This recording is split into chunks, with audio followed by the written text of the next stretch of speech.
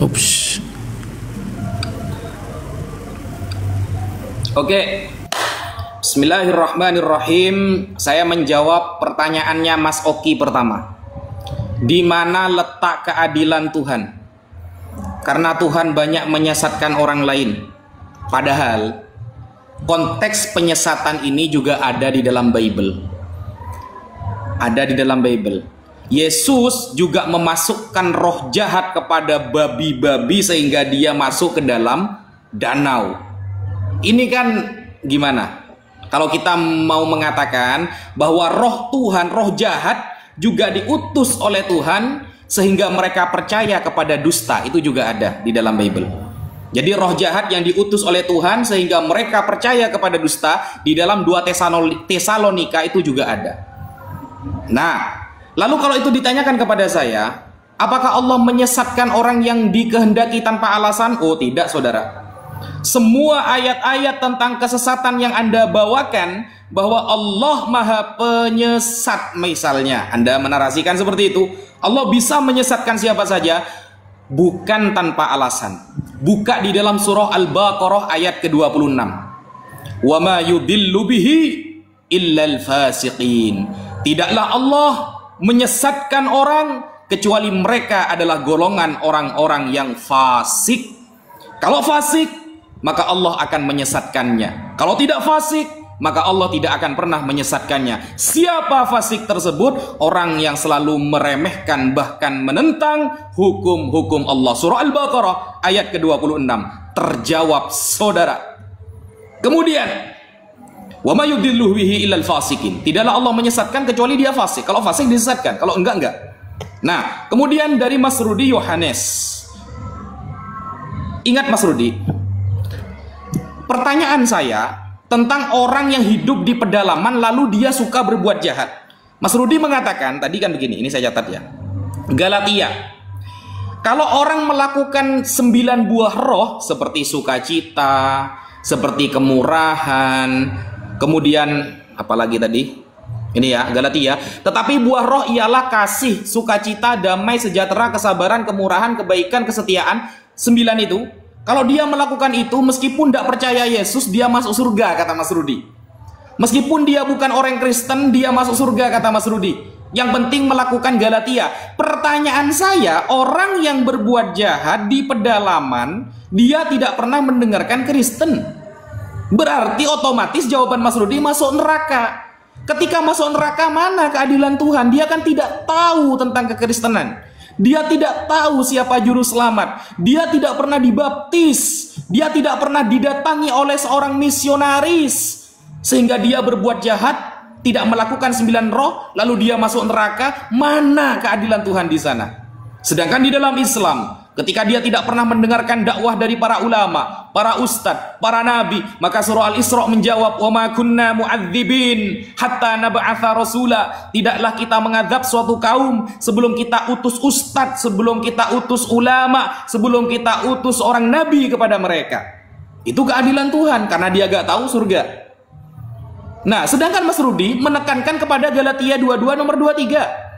Galatia 5 nomor 22 dan 23. Yang penting melakukan 9 roh. Lah, ini orangnya berbuat jahat, gak dibaptis, gak percaya, berarti masuk neraka. Berarti pendapat Mas Rudi, kalau kita menggunakan Galatia 5 22 nomor 23, berarti yang lebih pantas masuk surga adalah Islam, Mas Rudi. Islam. Karena 9 roh, 9 buah roh itu semuanya ada di dalam Al-Quran. Pertama, kasih. Islam adalah agama yang paling kasih. Di dalam ayat pertama di dalam Al-Quran, Allah menuliskan Bismillahirrahmanirrahim, dengan menyebut nama Allah yang maha kasih.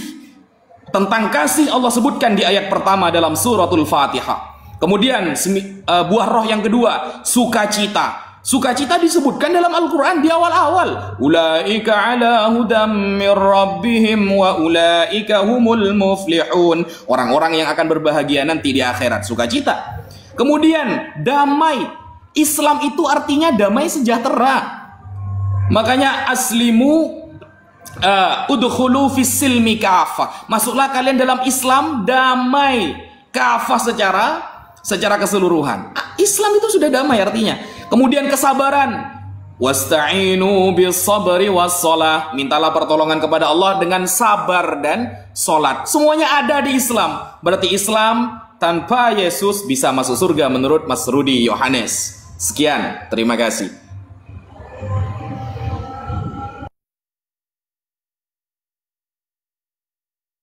Oke, sebelum perputaran mulai, ini kalau ada suara noise mohon maaf ya, karena ada banyak acara di sekitaran. Langsung saya masuk? Oke, baik, terima kasih. Saya izin putar kamera aja dulu ya. Saya mungkin di sini akan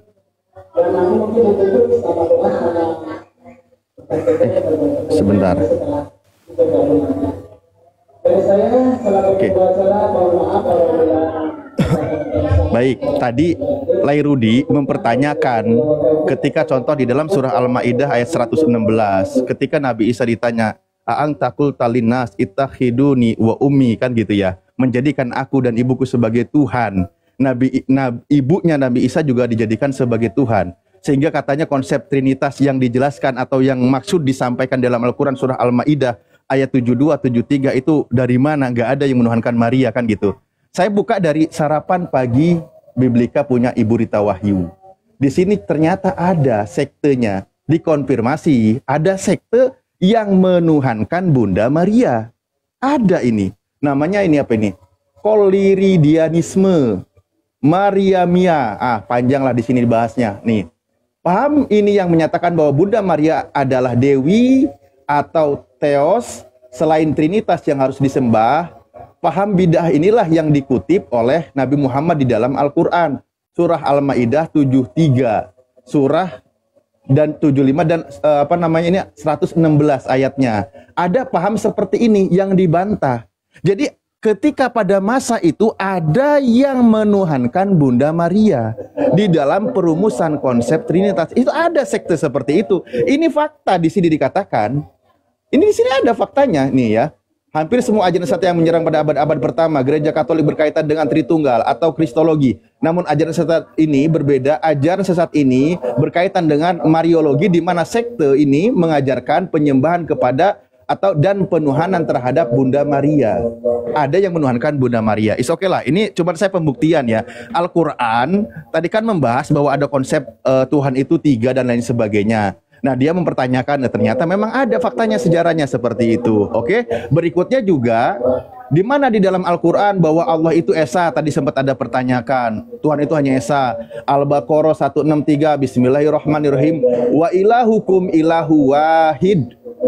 Dan Tuhanmu adalah Tuhan yang Maha Esa. Tidak ada Tuhan yang berhak disembah selain Dia, yang Maha Esa itu, yang Maha Pemurah lagi Maha Penyayang, yang Maha Pengasih lagi Maha Penyayang. Inilah Tuhan yang Esa. Belum lagi surah Al-Ikhlas. Nah, berikutnya, ini pertanyaan saya tadi sama teman Kristen.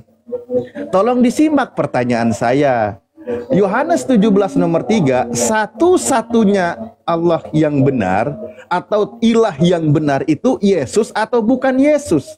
Tadi Pak Oki, Pak Kesaksian mengatakan Yesus, mengutip Yohanes 14 nomor 6. Nah, kalau Anda menyatakan itu, Anda sedang membantah pernyataan Yesus. Orang Yesus sendiri yang berkata, Bapa, satu-satunya Allah yang benar itu Bapa, bukan Yesus. Pertanyaan saya, satu-satunya ilah, nih ya, sekaligus juga saya kasih tahu Rudi. Di dalam terjemahan lama, kitab Anda itu bukan pakai kata Allah, tapi kata ilah. Kalau menggunakan kata ilah itu masih benar, kami masih bisa terima. Makanya tadi saya sampaikan, nih contoh ya, ini ada namanya di terjemahan lama. Nih saya kasih tahu nih. Nah, di sini mengatakan bahwa Engkau Allah yang Maha Esa, satu-satunya ilah yang benar di dalam terjemahan. Oke? Mana tadi? Lama nanti kelamaan. Sekarang bahasa Arabnya aja. Saya ingat waktu bahasa Arabnya juga menggunakan kata anta al-ilahu, ilah, menggunakan kata ilah bukan kata Allah. Makanya ketika saya mengatakan satu-satunya ilah yang benar berdasarkan pernyataan Yesus, apakah Yesus atau bukan Yesus?